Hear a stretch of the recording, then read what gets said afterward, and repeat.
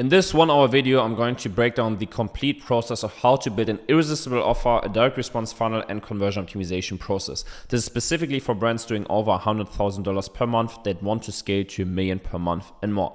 Now, my name is Weische, CEO of Accelerated. We've done this hundreds of times, and I have a lot of proof and case studies here in the beginning. We've been working with brands like AG1, Goalie, Huel, Vessi, Primal Harvest, brands from David Beckham, Cristiano Ronaldo. I have tons of case studies in this document. We have over 100 videos on my YouTube channel breaking down dozens of case studies in great detail. You can find all of the testimonials and everything publicly on my website. And again, been basically building this firm over the past couple of years and the most sought after growth firm in the entire e-commerce industry. We've been invited to speak on stages all around the globe, from Founder, ClickFunnels, Geek Out Dubai, Vitao Live, Affiliate World, AdWorld, Alex Fedotov Mastermind, many more. We also have our own e-commerce mastermind called Mademan. Again, I don't want to bore you with all of this stuff, track record, case studies, proof, yada yada. This is literally just to give you enough background information for you to make an informed decision on whether or not you can trust the information provided in this document and whether or not you can trust me and want to spend your time with me. I would say so, but please make this decision yourself. And now let's get straight into this video. Super excited. I'm literally going to break down everything over the next couple of pages. It's literally 30 or 40 pages filled with SOPs, case studies, frameworks of how to build a code-friendly offer that you can sell to unaware audiences, of how to build advertorials, pre-sale pages, on how to build sales pages, how to do a conversion optimization process, what the ad creative should look like. Really everything you need to scale to $1 million per month or more. Now let's get straight into this video. I've basically written my bachelor thesis about what makes entrepreneurs and businesses successful. And in there, what I've quoted in the beginning is entrepreneurship is the process of creating something new of value by investing the necessary time and effort, assuming the associated financial, psychological, and social risk, and receiving the resulting rewards. If you're interested in that bachelor thesis, I've linked it here. You can just check it out. It's pretty interesting from my perspective. And again, it's also 50 pages just kind of breaking down what psychological models go into the success of entrepreneurs. So check that out if you're interested in that. From my perspective, the long-term goal of anybody running an e-commerce brand should be to generate a fuck ton of free cash flow that you can invest into your business to make it grow more and achieve escape velocity as a founder to enjoy the ultimate freedom. The first stepping stone for this is getting to 8 figures a year in revenue for your e-commerce company. Now, the reality check is if your goal is achieving 8 figures in revenue and adding millions to your net worth, then you have to push the throttle hard. Because let's just look at the market in 2025 for just a second before I'm going to dive deeper into what exactly you have to do to hit $1 million months. Here's your reality check. If your goal is achieving 8 figures in revenue and adding millions to your net worth, then you have to push the throttle hard. So just for a second, let's talk about the current market situation in 2025 before diving into exactly what you have to do to hit $1 million months in e-commerce. We have massive layoffs across the tech industry. We have a full-blown war between Russia and Ukraine. China increased their planned closures due to zero COVID strategy. We have miscalculations and bad capital efficiency from previous years. The consumer sentiment index is reaching new all-time lows, meaning people don't spend that much money anymore. The e-commerce growth rate is tanking after the peak in 2020, and we have artificial intelligence disrupting the entire industry, replacing jobs at lightning speed, and frightens the regular population that we are selling to. So the challenge and objective for you as the founder shifted from just focusing on making more revenue to now scaling efficiently and profitably. Capital binding factors like overheads, inventory, and ad spend are forcing functions for quick cash flow realization. Meaning you have to make money on the front end to scale further, which is also why you have to shift from the nitty-gritty stuff like validating the creatives, audiences, or channels to the bigger picture, which is how much can you effectively spend to acquire new customers? And more importantly, can you spend more than your competition who's bidding for the same audience? Because nothing is worse than having the superior product but being bullied by a competitor who optimized his paid acquisition funnels and is able to outspend you and afford higher customer acquisition cost. I'm going to repeat a phrase that's been repeated by many of the most successful marketers of all time, including Dan Kennedy and Michael Masterson, which is he or she who can afford to spend the most to acquire a new customer wins. This is so true because if you can afford to spend more than your competitors to acquire a new customer, then you're going to get all of the customers. So whoever can spend the most wins.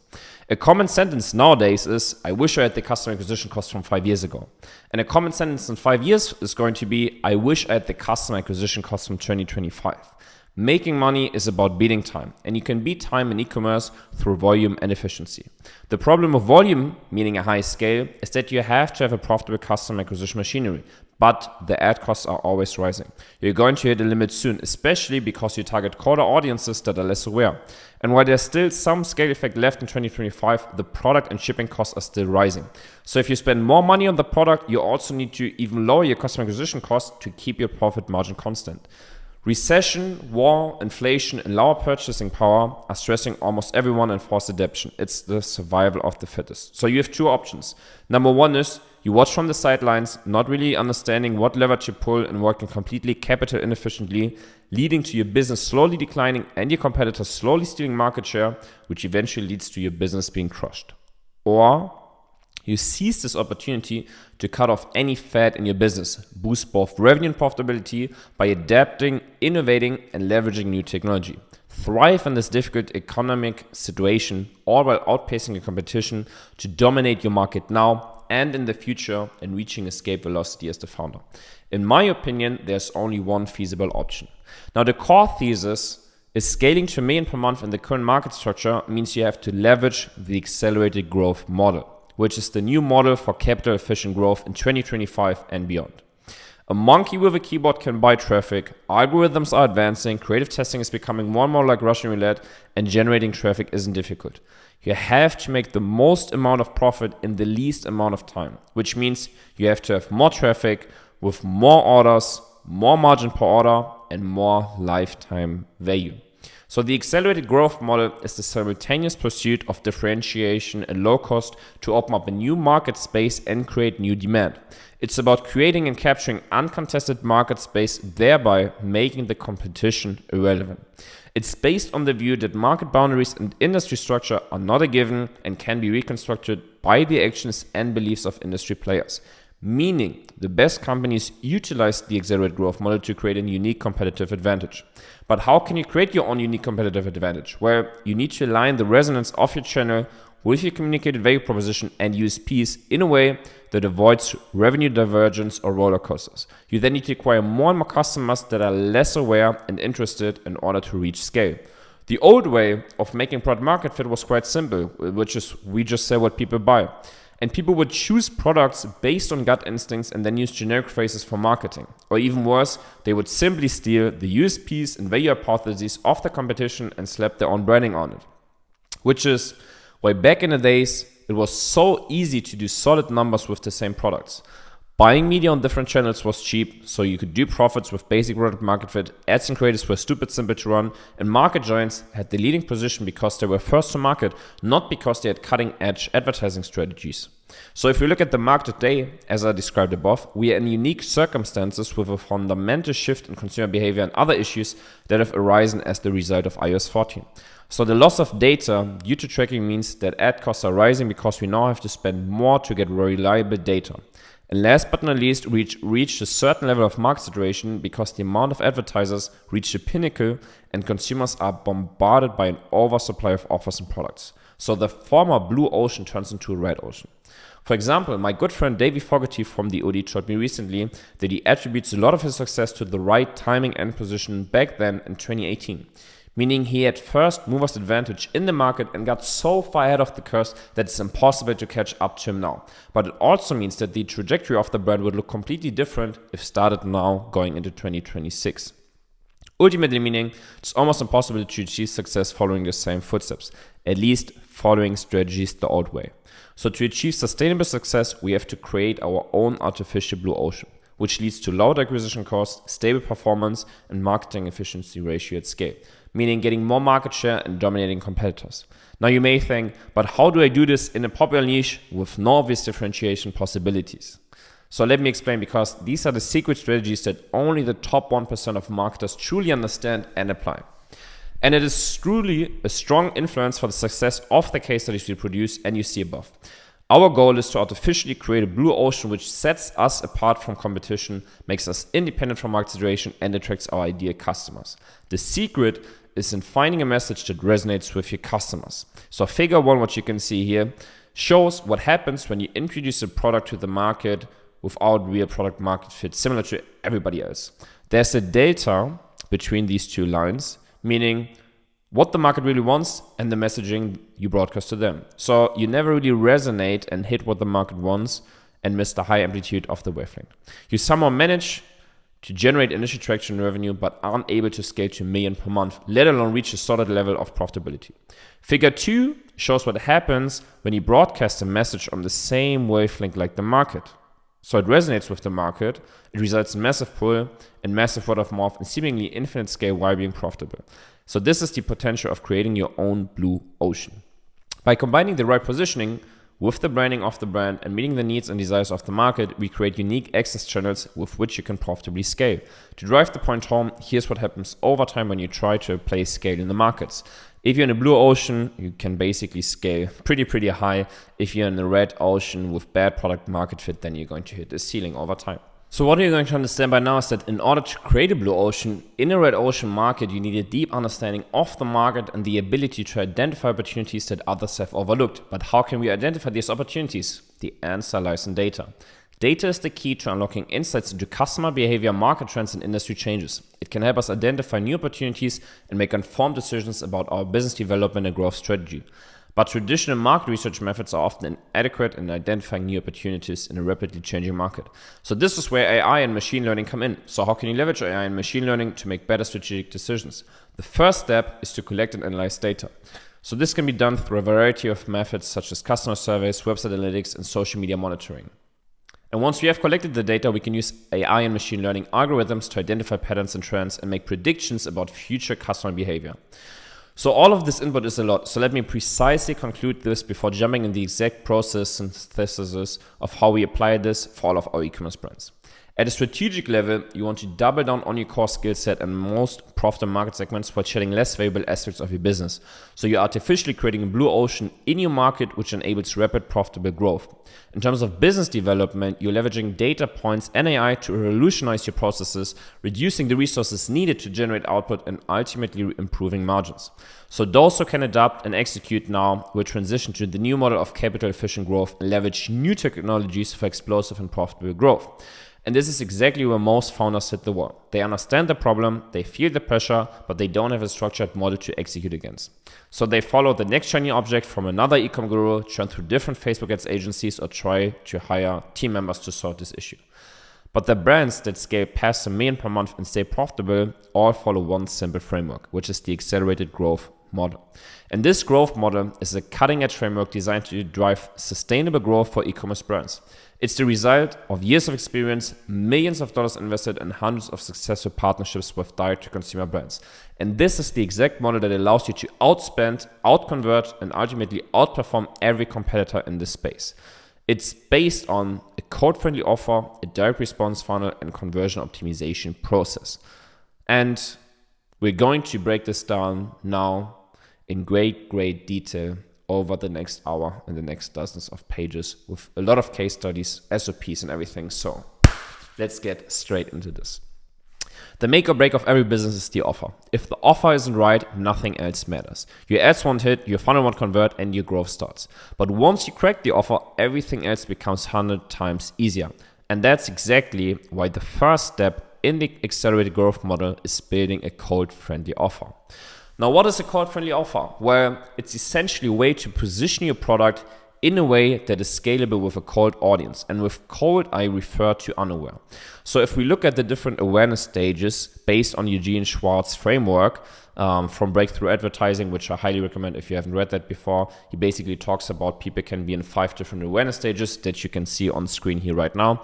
They can be from unaware, problem aware, solution aware, product aware, and aware, right? And this basically means unaware is they don't even know they have a problem. Problem aware is they know they have a problem. Solution aware is they know they have a problem and they know that there are solutions for this problem. Product aware means they know there's different solutions and they know there's different products, and aware is they are in the market ready to buy and want the best offer. Now, if we look at these different awareness stages, you can see that basically prospects move from top to bottom. And I always like to draw this funnel as a V shape, right? These different awareness stages. Because at the bottom here, the bottom of funnel, right? It's the easiest to sell to them because they're already in the market ready to buy. But the market size is also the smallest. So the further we go up the awareness stages, the more difficult it becomes to sell to them, but also the bigger the market size is going to be. Which is why with a code-friendly offer, to be able to have a big total addressable market, we need to focus on this market segment of unaware and problem-aware people. And that's exactly what we achieve with the code-friendly offer, right? So we have a total addressable market that's way bigger. We solve the copycat issue because great products tend to be copied and offered for a lower price, right? So in these market segments of product aware and aware people, if you just target them with your ads, then any competitor can come any given moment, just duplicate, copy your product, sell it for a cheaper price with the same ads, and you're fucked. So that's what we solve with this. So this also creates the perception of the original product as a commodity, right? So we want to solve the saturated market problem. We want to have niche domination by creating a new artificial blue ocean, by becoming a category of one, and by upgrading the market message. So we want to sell to the biggest market size and the hardest to sell audience. Now, how do we exactly build a code-friendly offer? Well, there's multiple steps in this SOP. So how to build a code-friendly offer? Well, we have to start with the mass market desires first. Essentially, every single human has these desires, right? Which is why this is the biggest addressable market. So think about it this way. If you think about humans from the evolutionary perspective, this is what they're looking for. They're looking for reproduction, meaning you want to reproduce with another human to make babies. They think about social comparison, right? Because people with a higher status tend to have a higher probability of being able to reproduce. They think about social belonging, meaning being accepted into your tribe, meaning higher probability of surviving. And they think about safety and security, right? So pain avoidance and health. Essentially, if you think about it, every single human has the fear of dying one day and wants to reproduce and find a partner to mate. And if you're able to position your offer in a way that it speaks to these really, really deep evolutionary and psychology desires, then you basically can speak to everyone and sell it to everyone. And that's why it's so great. Now, this is number one. Number two is perceived value. So offers are all about the perceived value. The bigger the perceived value, the better. So the long story short is you want to be the all-in-one solution for a painful problem or fulfillment of a deep desire that aligns at least with one of the mass market desires that we've just spoken about. So you want to be perceived not as a commodity, but as the only option. You want to not compete on price, but on unique value. And you don't want to be a nice to have, you want to be perceived as a must have. Meaning you want to have value over price. So the price is not what you pay, it's the value you get, right? So this is a sentence that every marketer has heard at least once. But most people use it completely wrong. They make the mistake of decreasing the price to increase the perceived value, which is basically giving discounts. But this doesn't really help customers and it doesn't really help you because it decreases profit margins. So you need to increase the perceived value in order to be able to charge more. So how can you increase the perceived value? Well, you have to solve more problems, e.g. offering a complete solution for a higher perceived value, or you have to be unique, so not comparable to anything else on the market. So that's the second thing. You want to focus on a higher perceived value rather than a lower price. The third thing is resourcefulness over resources. You don't need to come up with a completely new and revolutionary product, but you need to be more resourceful with the products you already sell by changing the narrative or by bundling. So with bundling, you go from an isolated solution to a holistic solution. Even if people don't buy your bundle, the increased total price of the bundle serves as a price anchor for all the other products in your shop. So people are likely to spend more. Meaning products that fit together and could contribute to the holistic solution, more of the same, info products or community access. Right? So this is all tying into the perceived value. Now, step number 3 are persuasion elements. You need to have a lot of social proof, a lot of authority. You need to give them some form of certainty or guarantee. So for example, money back guarantee, try before you buy or whatever. You want to have some form of scarcity, urgency, and exclusivity. All of these are persuasion elements that tie into a higher perceived value of your offer. Step number 4 is opportunity analysis. So you want to have a solution for an unsolved problem. You want to have a superior business structure. You want to have a new market for a product or an unused traffic source. And step number 5 is you need to consider the market sophistication. So looking at any market, there's different levels of market progression, and the skepticisms of the target audience that you sell to increase with time in the market and with the number of buying experiences. And as the market becomes more sophisticated, the unit economics become more crappy. You have to undercut market prices and you have to scale with higher CPAs, meaning you need to market the same product differently. And now you say, well, Carl, all of this is great theory, but show me some examples. I got you. I have a couple of examples for you for different situations. Now, number one, truly free home. You've probably heard of Dollar Beard Club, and Dollar Beard Club was founded by Alex Brown a couple of years ago, and he is now the CEO of Truly Free. This is a brand that sold over $25 million in America and is revolutionizing the household market. And he approached us in the summer of 2023 because the brand was having this problem. They had high sales, and good margins, but after all, their profits were really low. So the reason for this was that the customer acquisition costs were too high compared to the conversion rate and average order value. So we've built a new offer that gave us unique access to the market and set us apart from the competition. Essentially a low priced offer that no one else can imitate, because viewed from the outside, it's not worth it. And at the same time, it had a high level of response from the target group. So how does this work? We essentially promoted a product for a super, super low price, meaning $9 plus shipping fees. And anyone else who's ever advertised on Facebook knows that you can never scale a $9 product profitably because the CPCs are far too expensive. And the secret trick for this was the upsells in the backend, which means we ended up with an average order value of $45 with a $9 subscription, and the whole case was very, very profitable at a customer acquisition cost of $34.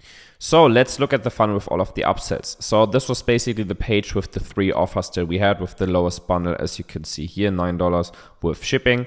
So we had this bundle in the front end, low ticket, $9 plus shipping on the landing page. And then after they've purchased, we showed them a bunch of one-time offers, right?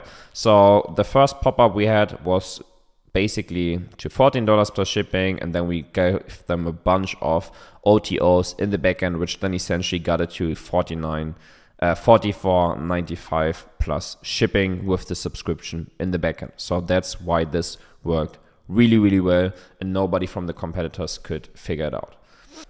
The second case study is Nomisk. So Nomisk was a really, really great example, went completely viral on social media a couple of years ago because we essentially helped them go from 0 to 10 million in their first year of launching.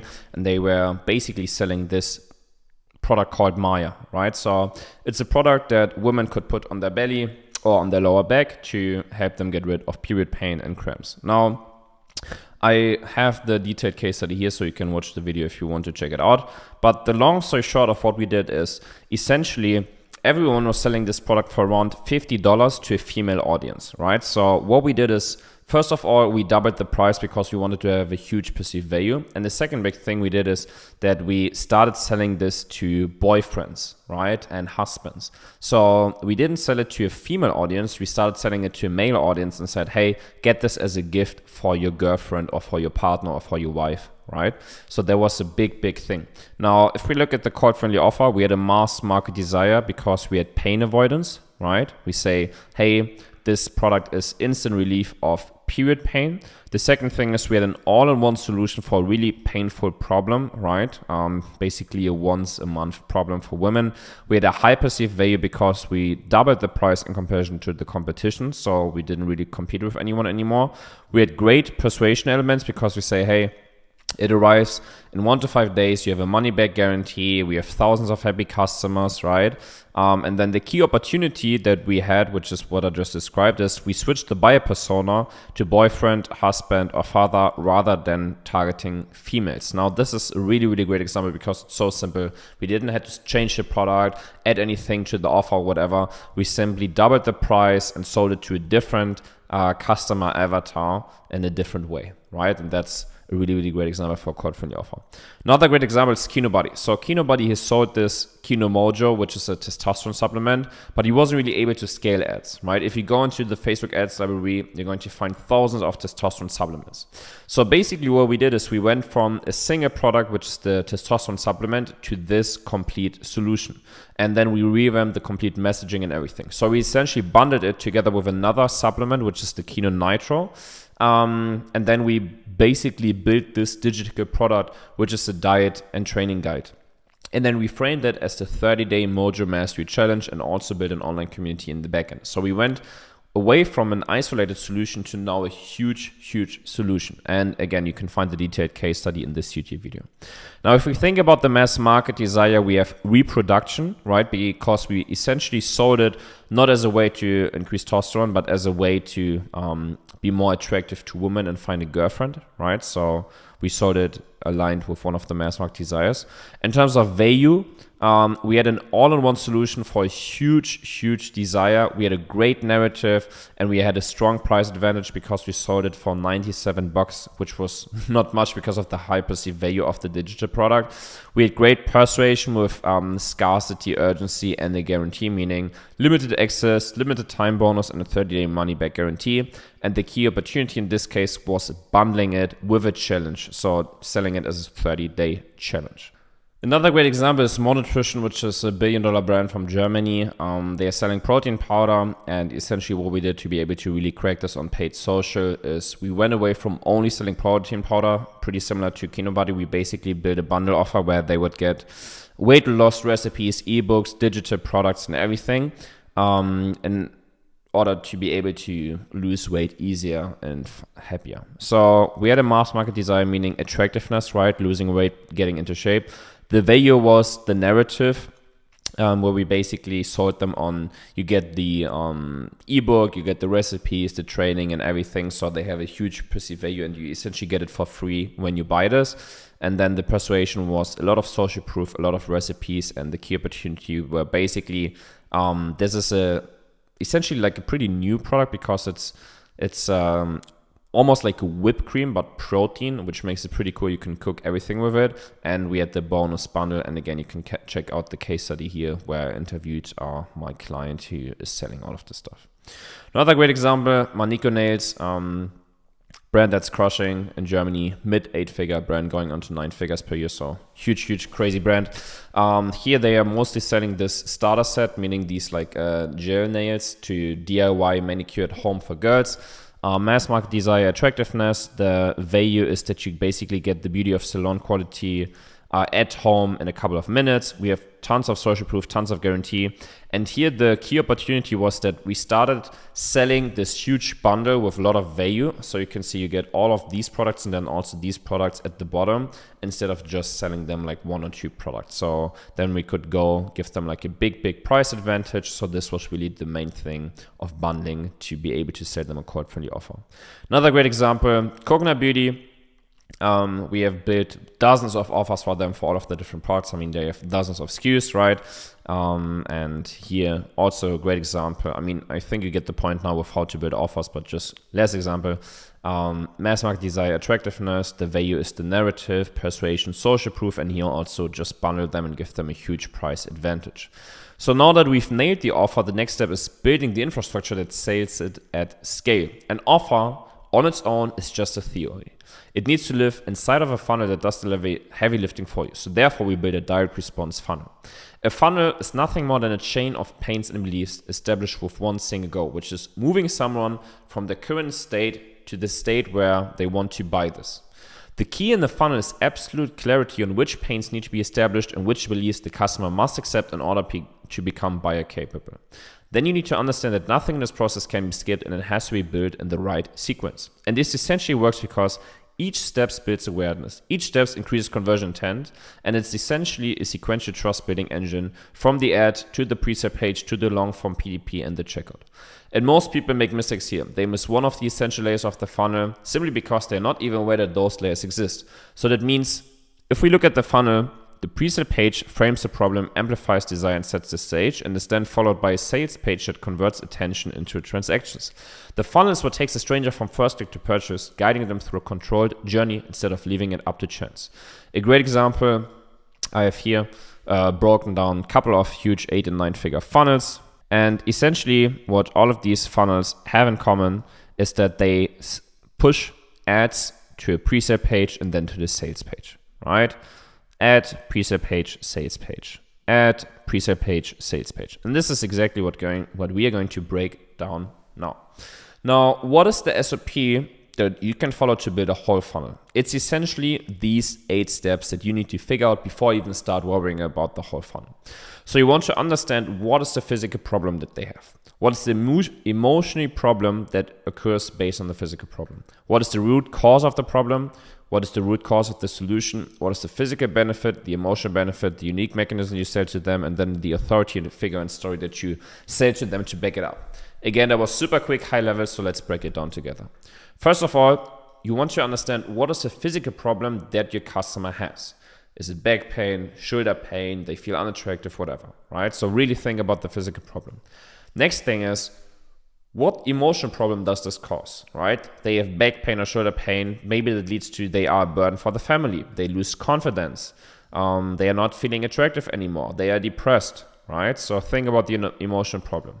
Next, where does the problem actually come from? So we are just going to run this with back pain now, just to keep it congruent and make it easy for you. So where does the problem come from? For example, years of strain leading to loss of cartilage between the vertebrae. And this is, medical slang. But yeah, it's essentially just talking about why back pain occurs. So how can this root cause be solved? Well, we have to restore the cartilage. What is the physical benefit? You have no more back pain. What is the emotional benefit? The family sees you as a hero again. How does your product now enable the root solution? Well, we sell them the stem cell therapy to regenerate the cartilage, to them not having back pain anymore. And now, who is qualified to deliver this message and with what story? Well, the authority figure should probably build a doctor, and the story should be something like the doctor explains the healing journey of a patient. Now, if you think about the funnel, if you think about selling to somebody with back pain, and we're able to have a doctor explain to the prospect how he was able to help a patient with exactly the same problems, emotional problems and everything with stem cell therapy, and it worked, then he's probably going to buy the product. So most of this you should already know based on the customer research that we did for the quote for your offer. So you then only have to translate this into the ad creative, pre-sale page and sales page, which we are going to break down together now. So there's multiple variations of the pre-sale pages. We have advertorials and we have listicles. The main difference is that advertorials are really focused on one specific angle and one pain point for one customer avatar, while the listicle is more of a generic angle and product introduction. If we look at advertorials, an advertorial is basically a long-form editorial-style pre-sale page that looks and feels like a piece of media content, but is designed to educate, entertain, and softly sell. So it blends storytelling with subtle persuasion so that cold prospects don't really understand that they are reading an ad, but it feels like they're actually consuming valuable information. Now, if we look at the advertorial structure, it typically has a pain opener, then educates around the pain point, educates around the mechanism, gives them proof, and then has a call to action. So it warms up cold traffic by framing the problem and solution before introducing the product. It reduces skepticism by mimicking editorial content, making the message more believable. It has an authority transfer because we structure it like an article or expert review, so it borrows authority from the publisher voice, and by the time the reader clicks through it, they are primed and curious instead of resistant. So here's an advertorial SOP. Check out this YouTube video again, 30 minutes just talking about advertorials if you want to understand it at greater length.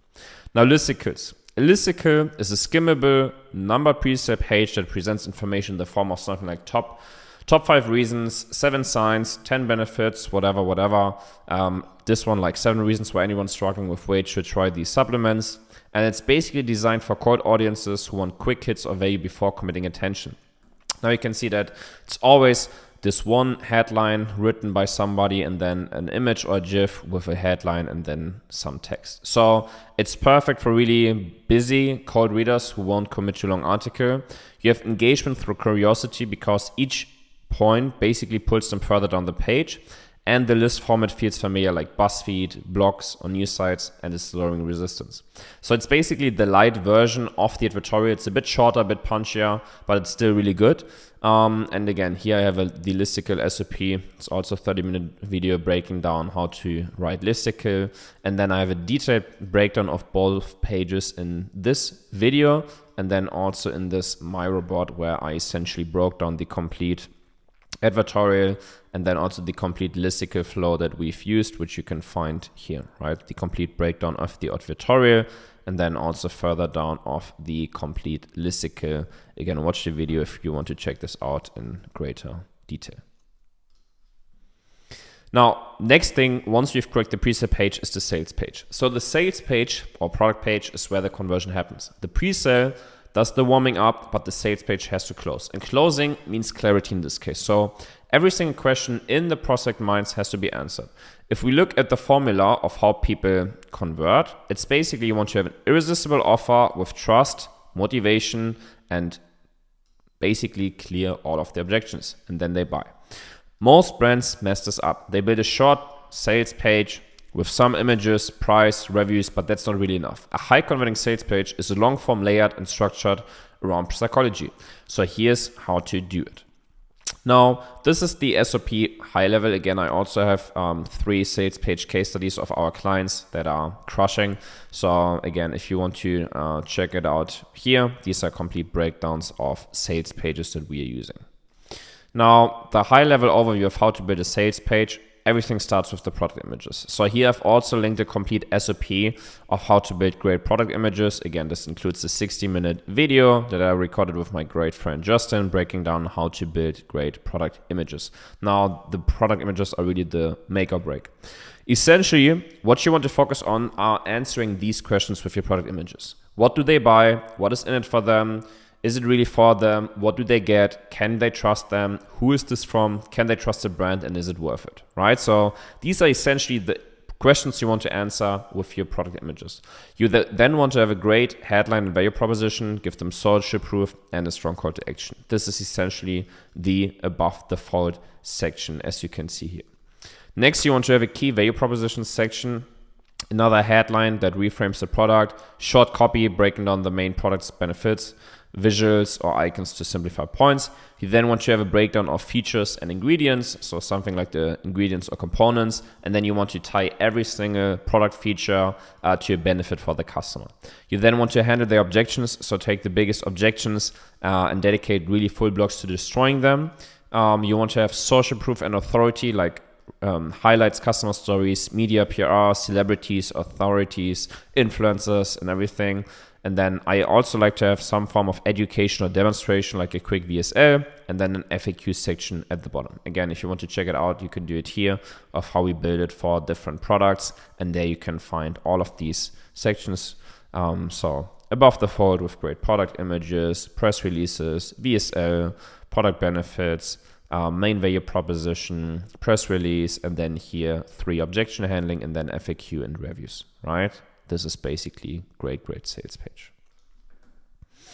Now let's talk about ad creatives. What are different ad creatives that you can use for this type of funnel? The first one are short form VSLs. So these are mini sales letters in video form. They combine story, problem, and a solution into a structured narrative that feels like content. They're long enough to build belief, but short enough to keep attention on cold traffic. So this format is perfect to prime the prospect before they ever hit your pre-sale page. So you want to make it emotional and relatable. Something like, I used to feel awful, then I found this, right? Now, these are 2 ad libraries that you can check out from Neuro and Troy Spartan that are doing a great job at short form VSLs. This used to be my hair. Right? Something like this. So as you can see, they're short form, 1.5 minutes, super great VSLs. So I would recommend for you to check out this ad library. Or you can also check out Neuro, a bit of the older ads, right? These are also really great VSLs that you can check out. Now, the next one are cartoon or textbook ads. So this is the pattern interrupt angle. You want to have simple visuals, sometimes cartoon style graphics or textbook style layouts that make the ad feel educational rather than promotional. They stand out in the feed. You can share them really well, and they frame the product as something novel and different. So these are great for cold audiences. So these are great examples of ads, right, where you can see these styles. The last one, authority ads. So here you leverage credibility with clickbait or press style formats that are designed to hit prospects who are problem aware and want to get a solution. Basically really clickbait style. And then, yeah, they are a bit similar to these ones. Now, at this point, you see the whole system coming together, right? The ad creative makes sure we hit every angle and put prospects into the journey, and the funnel then gives us the structure. Pre-sale page, warm up, sales page, convert. So let me show you some case studies, again, who ran this exact setup and scaled their funnels to $1 million per month or more, profitable in record time. On the YouTube video here, I've really broken this down on stage at Affiliate World. Was super sick. Essentially what we did here is we've built dozens of code-friendly offers for all of the different products, everything from the hair care products, face care, skin care, hair care products, right?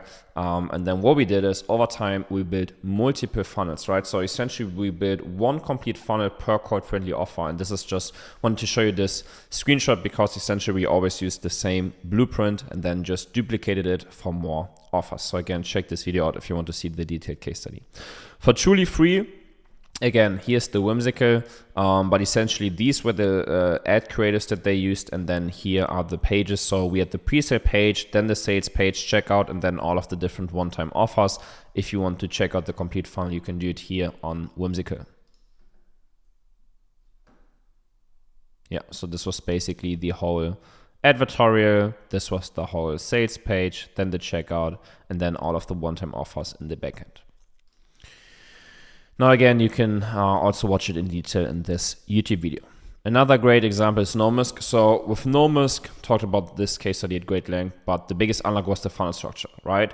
So we knew that if we send cold traffic to the product page, wouldn't really work. So instead we built this pre-sale page that you can see in the middle. So the ads were already hitting really well with the new angle of buying Maya as a gift for your girlfriend. And once they clicked on the ad, we didn't send them straight to the product page. Instead, we sent them to this pre-sale page first, which continued on the exact same angle, right? Do you love your girlfriend? This is the gift. That's the ultimate gesture of affection. The page retold the story, reframed the problem, showed how painful periods can be, and positioned Maya as the solution that not only helps her, but also makes the buyer the hero. So the sales page then was just by build to convert, right? We rebuilt all of the copy and customer surveys, literally putting their words into the product description to mirror how they explained their panel results, and every image had a job. As I explained earlier, explain benefits, build trust, reinforce authority, and then we had limited stock as an urgency and answered objections in the FAQ. Whole flow was congruent from the ad to the pre-sale page to the sales page, and every single step was designed to move the buyer one step deeper into the belief that they need to buy this product, and that's why the funnel worked, because we controlled the whole journey from first click to checkout.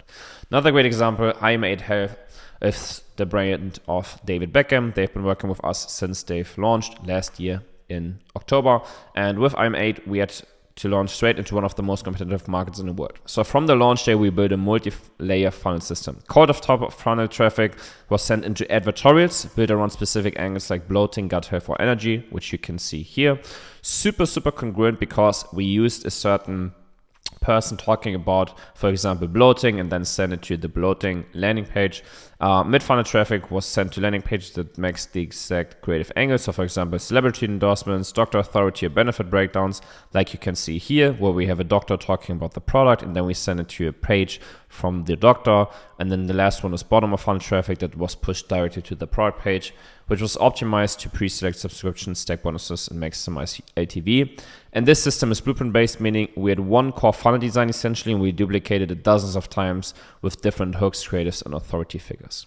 So once we've built the full system, the offer, pre-sale page, sales page, the last step now is scaling and iterating it. The truth is simple.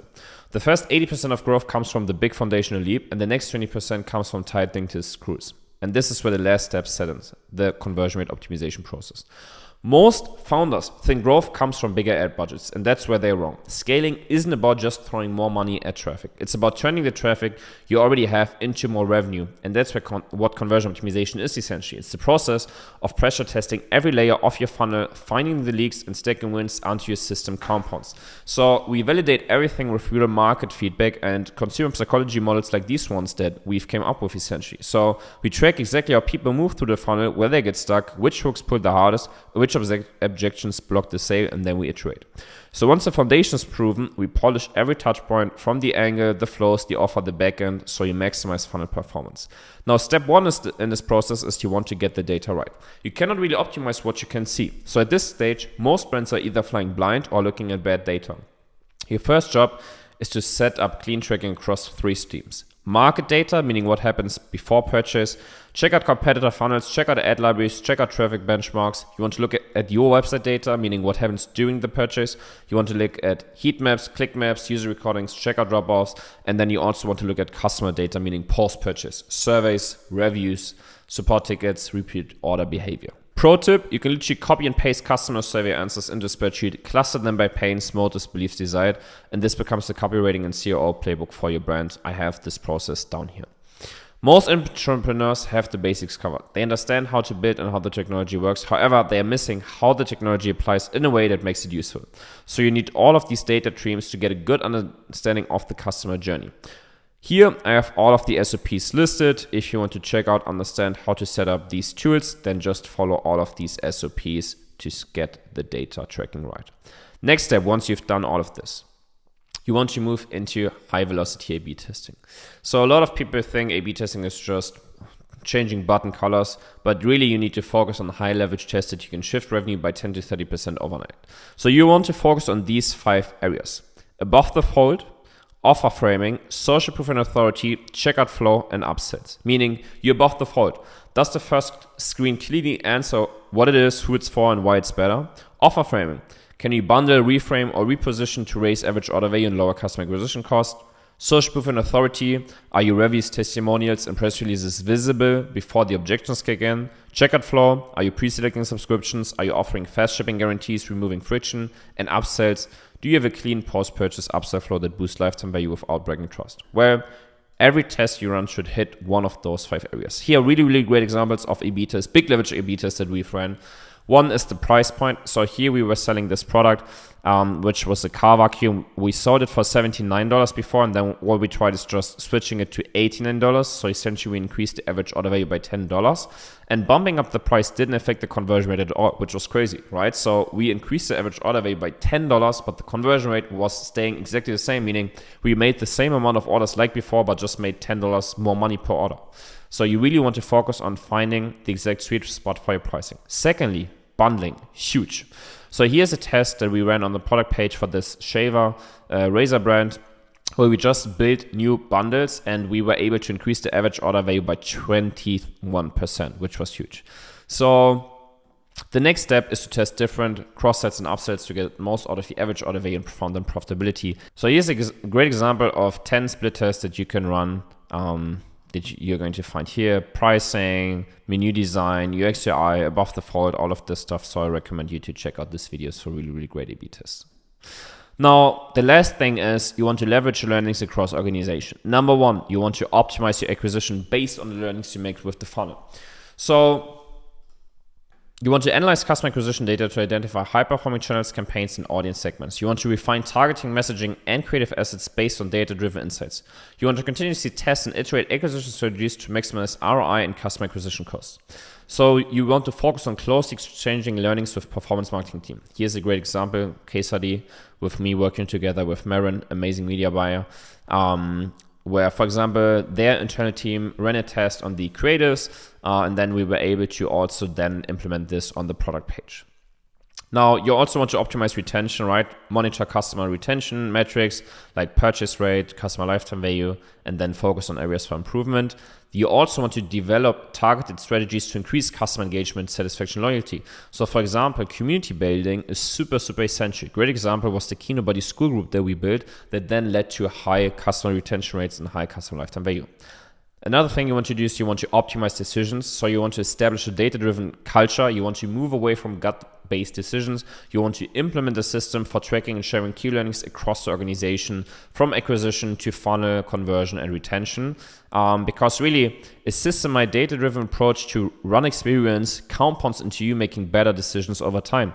If you follow your gut instincts, you're going to spiral down into making bad decisions, which also compounds and works against you. Now, the last thing is you want to, from the beginning, build your business so you can sell it one day, especially in e-commerce. All of the money is made by selling this one day. Here's another masterclass for exits if you want to check this out. So the question is, do founders want to make the right steps with luck for the next 12 to 24 months, or do you want to get the exact roadmap from us? Scaling to $1 million per month in the current market structure means you have to leverage the accelerated growth model, the new model for capital efficient growth in 2025 and beyond. The success of any organization is dependent on the contribution of each of these building blocks, right? So you as a founder have the responsibility to create this growth model for your organization and make sure that all blocks are contributing to the achievement of the business development roadmap. You cannot outsource this responsibility. You can only find support in a network of other successful founders who have already done it, or with an external growth partner who can build the strategy together with you, which is the accelerated way. Point of view, let's say your brand is at over 100,000 per month and you make the smart decision to work together with me and my firm. First, we start with an extreme deep dive into data. So this due diligence includes hard facts, but also soft conversations from the brand side to understand the history, the way of the business model, and the product's constellations with other external players. Our onboarding is so efficient that we are showered with praise for getting clients rolling on the same day. From day one, speed is elementary. So based on the facts, we build a projected ideal state where we want to take the brand. We translate this wireframe onto the scaled out business model into an individual roadmap that is the cornerstone for future work and includes all the relevant factors. Data analysis, brand and product strategy, offer strategy, pre-sale pages, landing pages, product pages, SEO program, retention systems, brand and awareness, data-driven decision framework, etc., etc., etc. So what we commonly see is everybody has their own struggles and is on their own journey. If there's a problem you're facing, there's a solution for everything in our network. It's why every couple of months we have in-person masterminds where we bring together the smartest minds of the direct-to-consumer space with experts we know that can help. And you're only invited to these events when you are a client. So over the past 10 years, we've established a high-level network from D2C brands, agencies, hedge funds, and more. You will instantly get access to this network if you work together with us. And this network includes legends like Will Hodges from Organifi, who scaled them from 18 to 100 million per month, right? You can see here, this is one of the consulting calls I had with them that are all uploaded to my YouTube channel. So call to action for you. As a business owner, I was always looking to get an edge.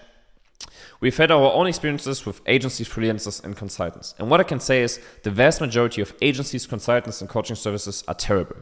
At the end of the day, it comes down to two things. You want to make profit and you want to fulfill your vision. And our firm is there to serve you in helping you reach both and reach them quicker. To achieve this, we invested over $500,000 into educating ourselves on the art of direct response and consumer psychology with masterminds, consulting seminars, and whatever you name it, we've probably done it.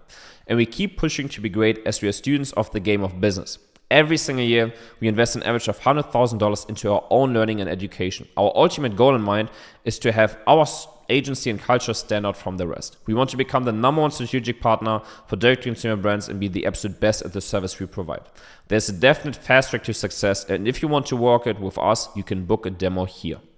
You can implement this process alone, just taking this knowledge that you have on this page, but you're going to make X mistakes, mostly due to the lack of insights or trying to master things in the wrong order. But you can do it with a much higher probability of success in a fraction of the time. So if you want to fast track, book a demo with us to see what this can look like with you. If you schedule this demo, this is going to be with me or somebody from my team, breaking down your funnel, breaking down your brand and your offer, and exactly showcasing you the exact steps that we're going to help you take to reach $1 million per month in revenue. Now, frequently asked questions that I get from people that are interested in this offer. So what exactly is your offer? We are a growth firm for e-commerce brands and help our clients incorporate everything and much more that is mentioned in this document. We help our clients solve big data intelligence, create custom high-converting sales funnels, maximize conversions and AOV, improve their marketing efficiency, and increase their bottom line profits. Does this work if I'm still at the beginning?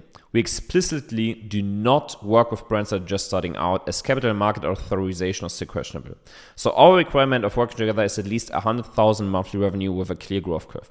If you're not yet at this level, our content serves as the sole purpose of getting you to the level where working with us becomes possible. I'm already working with a performance marketing agency. What do I need you for? And that's exactly where most of our clients were before they came to us. In fact, if you're already working with an agency, you need this process even more to make sure you're squeezing the maximum out of their work. What usually happens while running through our process is that brands improve their overall marketing efficiency ratio because they now send ad spend to a high converting, high AOV producing funnel. What's the catch? Of course, there's a catch. On this page, you're only going to see results from companies that were suitable for collaboration. For every success story, there are an average of 5 rejections and disappointments from brands that wanted to work with us, but we just couldn't work with them. And this is exactly where you ask of a list of requirements with every appointment booking and every demo call has a huge qualifying component to see if a collaboration even makes sense. We don't work with anyone where we are not 100% sure that we can bring massive added value. How much time and energy does it take? The duration and effort obviously varies from client to client, but there's the hard truth. If you want to make serious money in e-com, you have to get your hands dirty. Anyone who ignores that ends up learning the hard way. Usually, after agencies have done all the work and once it gets pulled in-house, they realize the mountain of work hasn't even started yet. That being said, if you already have team members across different areas, the workload gets distributed and the time required drops significantly. For most brands, it comes down to around 4 to 5 hours per week. What is your success rate? What is the ROI? Speaking with full transparency, our success rate is around 90%.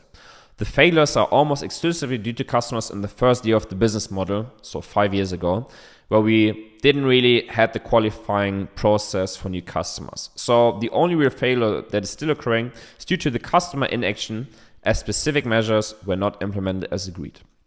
How long will our business relationship last? Many of our customers, also the cases that I've shown earlier in this document, have been working with us for several years. Every quarter, we define the most important current focus and then work together to find a solution. We usually start with new brands in a 90-day sprint and then define the next milestones. What differentiates you from competitor, yada, yada, yada. Frankly speaking, there's not a single offer on the market right now that comes remotely close to this one. Most agencies or coaching companies out there offer isolated solutions for specific use cases. They offer landing pages, A/B tests, zero audits, whatever. And we believe that the time of isolated solutions is over and a holistic approach is the future. Question, is this also suitable for me if I'm already at $1 million per month with my brand? Yes. At this level, you're our absolute dream customer. Product market fit is in place, we have big scaling achieved, and now it's time to hit the really big numbers. We have dozens of brands like Weische, Holzkenner, Advertorial, AG1, Huel that are doing mid 8 figures, even 9 figures per year, who are working with us to squeeze out every single bit of performance out of their conversion KPIs. Question, if you give all of your content for free, what do we get from working together with you? Well, you can literally just take everything you've seen in this document and implement it. All of the information you need is on the internet. And we believe in the motto of give away information, sell the implementation. We don't want to keep any information secret. Anything that we do, you can find online, literally. So the direct application and competence, all of the experience is only available from us. So if you want the highest probability of success and the fast track to success of us doing the strategy work and the roadmap for you, then you should work together with us. Again, you can also do this yourself. Can I talk to some of your customers? Yes, you can, but out of respect for our clients' time and privacy, we only give out their information to prospects who meet our requirements and everything fits. And we need a clear commitment for this so we don't have time wasters. How quickly can I expect results? Most clients see the first wins in the initial 30 days. We move fast and the foundation is built within weeks. So from there, compounding wins results through ongoing optimization. Do you also handle media buying? Nope, we don't run ads. We plug in with your existing media buyers, whether that's an internal team or an external agency or freelancer, and our funnel, offer, and CRO execution makes their work a couple of times more effective. That's why so many media buying teams love working with us, because we help them lower their customer acquisition costs and increase the return on ad spend without them having to do anything different. Do you replace your current agency? No, we are not here to replace your current agency or your in-house team. We are here to license our proven SOPs and systems to you and potentially any freelancer agency you work with to help you get better results. Our role is to maximize what's already working and make your ad dollars go further. If you already have a performance team in place, we will be the best partner. How much do I as the founder have to be involved? We only need you for the high-level inputs, the product knowledge, brand voice, key positioning. After that, we run all of the execution with your team or any external agency. Again, it's around 4 to 5 hours per week split across your team. Do you work with in-house teams? Yes. In fact, some of the best results come from hybrid setups where we build the system and your team runs it and we help them keep optimizing and act as a sparring partner. It's the fastest way to ramp up internal capabilities without wasting years making mistakes. Do you work internationally? Yes. We've scaled brands in US, Europe, Australia, Asia, New Zealand, Singapore, Netherlands, Denmark, Scandinavian markets, Germany, everywhere across the globe. Different markets, same framework. We just adopt the positioning and funnel logic to the region. So if you want to work together with us, get the fast track to success, then click on this link and schedule a demo call with us now. If you want to see more references, my socials, or more case studies, just check out this document here. I have too much case studies to show you, but you could just check them out here. And then again, I would really recommend you to click on this link, get on a call with me and somebody from my team to really figure out and help you show the biggest leverage activities for your brand right now to be able to double your revenue in the next couple of months. So I will see you on this call. This has been Weische, and it has been a pleasure. Hope to see you one day soon.